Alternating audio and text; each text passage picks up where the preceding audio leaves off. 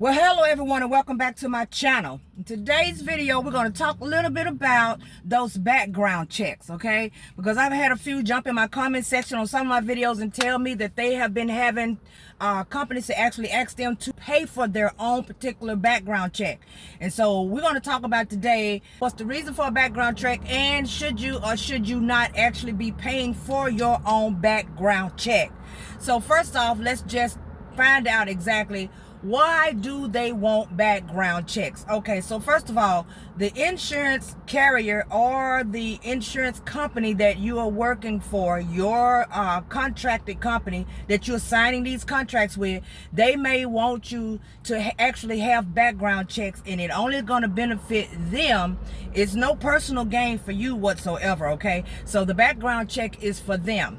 And why? Because it makes them feel like they are hiring a trustworthy person, even though at the end of the day everybody is not trustworthy just because their background is clean. A lot of people just ain't been caught, all right?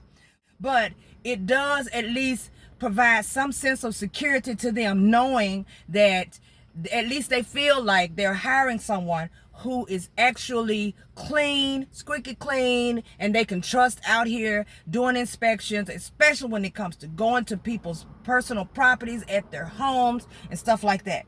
So now we know the reason why they want it. So now let's talk about some of the reasons why I feel that it may be not a good idea to actually be paying for the background. Now, some of you probably have already done that, and if you have, kudos to you. And I know that there are a lot of different fields out here that require you to actually pay for your own background check, like in the medical field and things of that nature. If you're probably working for the government, stuff like that, you're probably having to pay for a background check. Okay.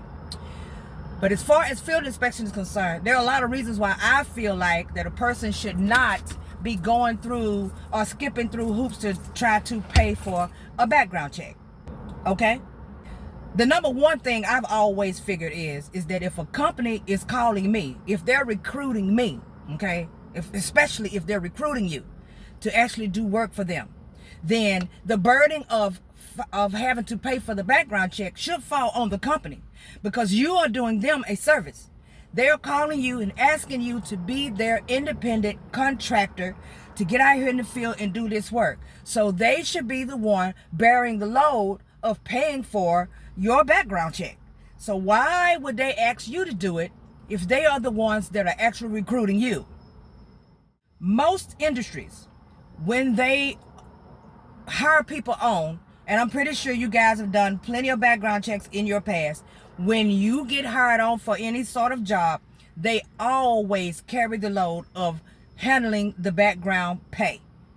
And to me, when they don't, it just appears a little unprofessional, and it's like they just don't have their business in order. Okay, so what else is happening after this?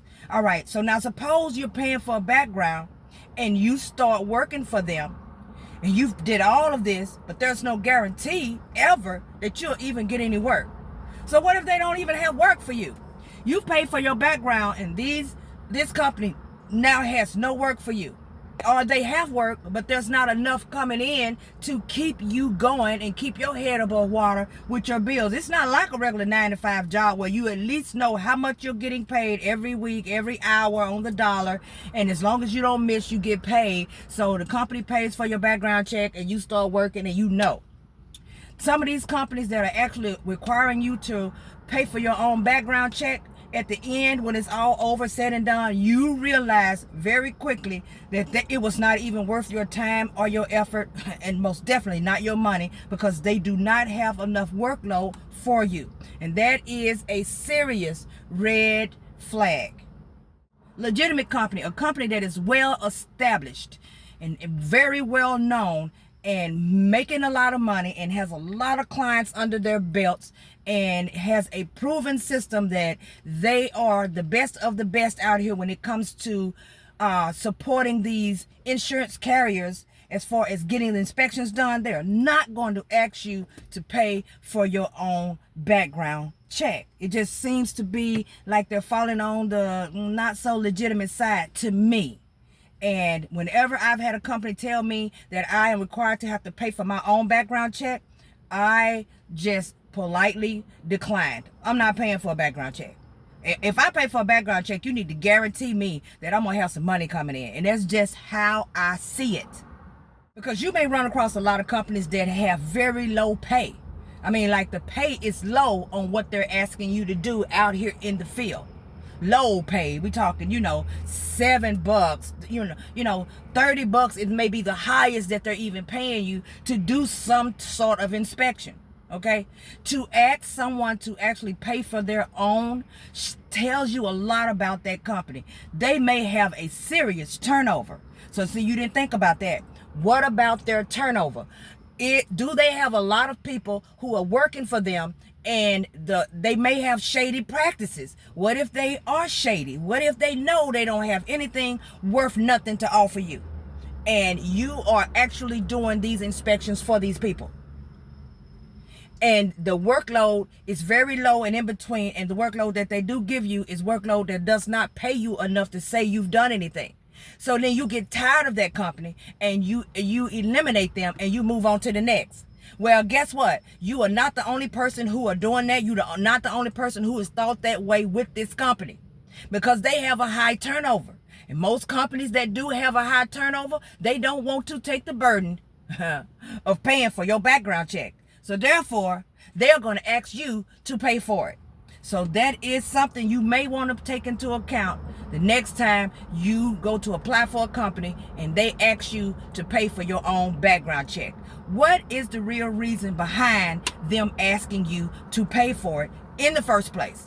So that's my intake on what I think when it comes to paying for your own background check. I haven't paid for my own background check while I'm out here in these streets, and I will not pay for my own background check while I am out here doing field inspections. If your company is established enough, because it needs to be established enough, because I'm out here to make money. I am not out here to play games. This ain't no hobby for me.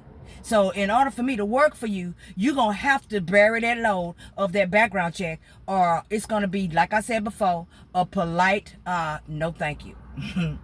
You guys put it in the comment section. Tell me what you think about it. Tell me if you've ever had to pay for a background check and what happened after you paid for one.